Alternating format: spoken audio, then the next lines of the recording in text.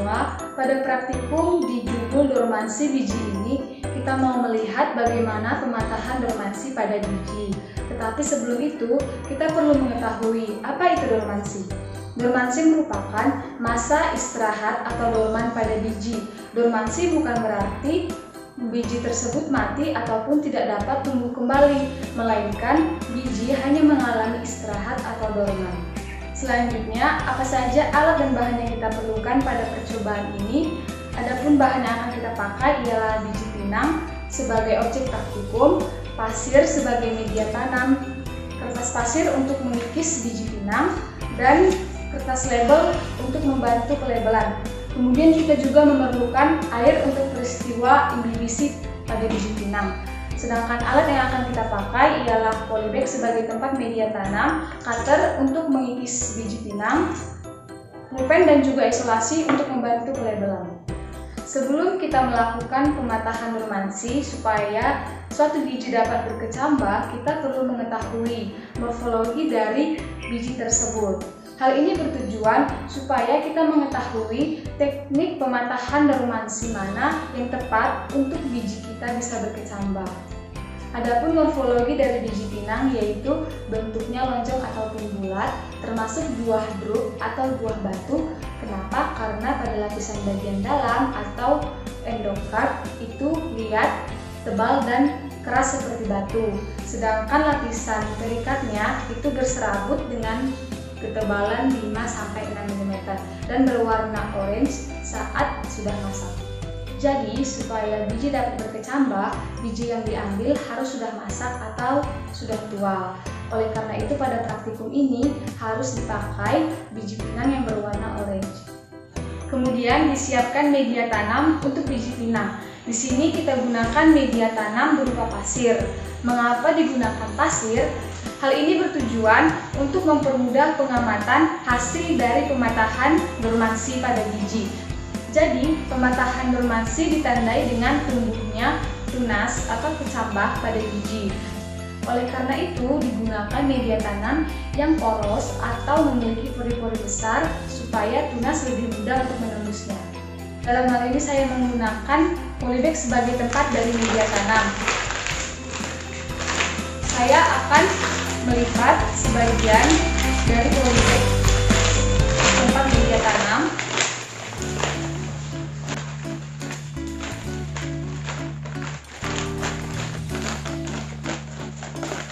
Dalam pengisian media tanam perlu diperhatikan supaya tidak terlalu tipis ataupun terlalu tebal, supaya kita lebih mudah untuk mengamati hasil pematahan dormansinya.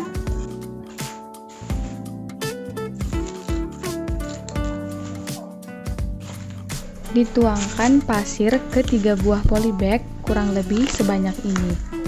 Selanjutnya diberikan perlakuan khusus pada biji pinang.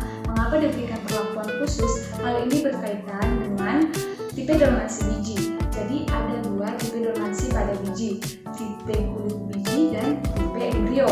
Tipe kulit biji terjadi karena adanya lapisan organ yang menghalangi biji untuk berkecambah, antara lain lapisan kulit biji, perikard, ataupun endosperm. Sedangkan tipe embrio adalah tipe dormansi yang terjadi hanya pada embrio tanpa adanya kulit biji yang menghalangi. Dari pernyataan tersebut dapat disimpulkan bahwa biji pinang termasuk tipe dormansi kulit bumi karena terdapat bagian perikard berupa serabut setebal 5-6 mm yang melapisi bagian dalam biji dari pinang.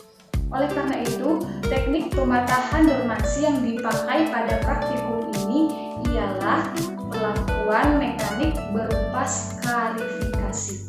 Skarifikasi adalah perlakuan khusus pada biji dengan cara melukai bagian kulit biji. Melukai kulit biji dapat dilakukan dengan pemikiran, penusukan, penggoresan, ataupun pemecahan kulit biji dengan pisau.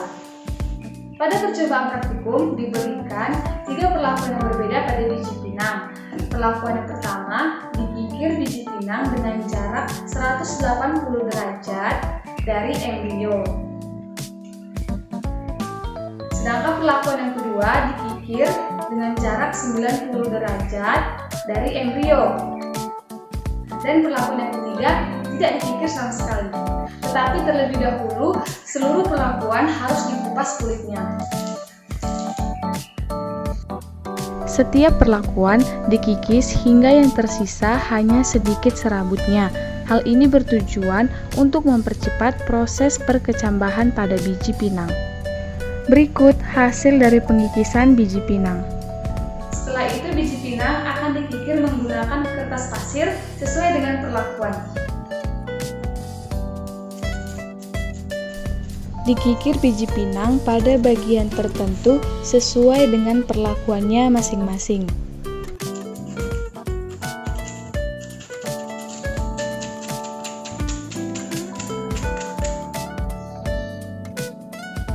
Setelah setiap perlakuan selesai, dibuat label untuk menandai perlakuan yang sudah kita buat.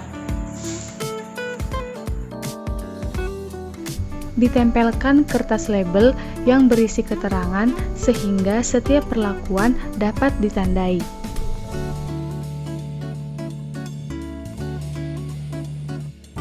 Selanjutnya, biji yang telah kita beri perlakuan akan ditanam pada media tanam. Ini biji dengan perlakuan 1 dikikir pada jarak 180 derajat.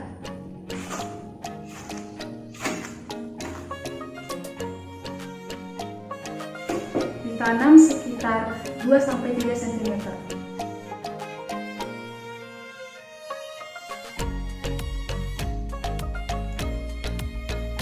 Selanjutnya, ini biji dengan perlakuan yang kedua dikikir 90 derajat dari embrio.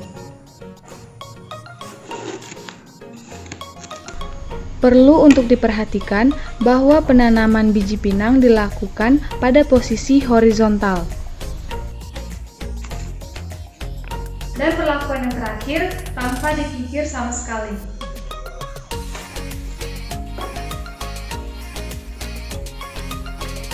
Terakhir, setiap perlakuan harus disiram dengan air tujuannya agar terjadi inhibisi pada biji.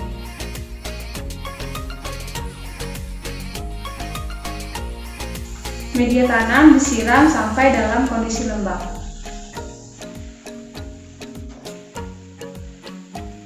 Setelah itu, setiap perlakuan akan saya letakkan di tempat yang sejuk, tidak terkena cahaya matahari secara langsung.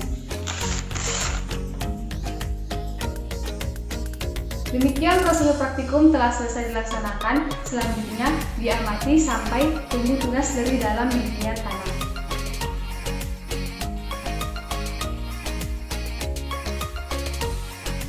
Selang 2 minggu setelah tanam, perlakuan 2 dengan dikikir 90 derajat dari embrio memperlihatkan tanda-tanda sudah mulai mengalami perkecambahan.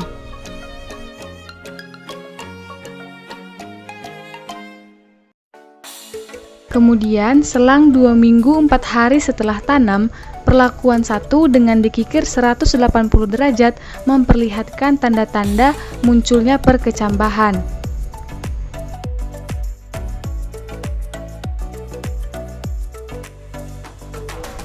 Dan yang terakhir, selang 3 minggu setelah tanam, perlakuan ketiga tanpa dikikir sama sekali mulai memunculkan tanda-tanda perkecambahan.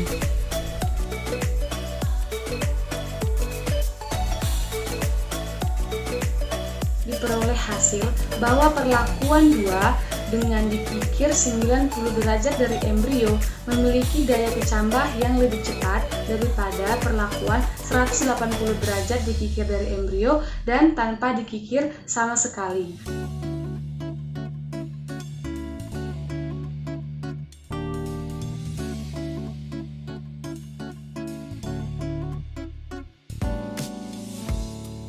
Berdasarkan hasil pengamatan praktikum, diperoleh bahwa biji dapat mengalami dormansi. Dormansi pada biji pinang tergolong kepada dormansi fisik yang disebabkan oleh tebalnya kulit pinang, di mana 60-80% dari beratnya terdiri dari sabut, sehingga menghambat inhibisi biji.